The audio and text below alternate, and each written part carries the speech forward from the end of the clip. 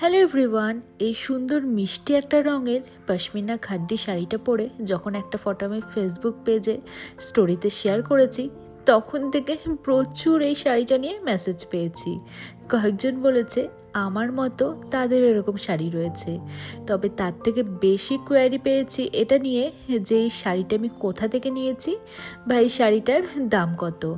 তো এই শাড়িটা বেশ কয়েক মাস আগে আমাকে পাঠিয়েছিল নবরূপা শাড়িজ ফুলিয়া থেকে। আর ফুলিয়ার শাড়ি আমরা প্রত্যেকেই জানি কতটা সুন্দর আর কতটা বিখ্যাত, বিশেষ করে হ্যান্ডলুম শাড়ি, তাঁতের শাড়ি।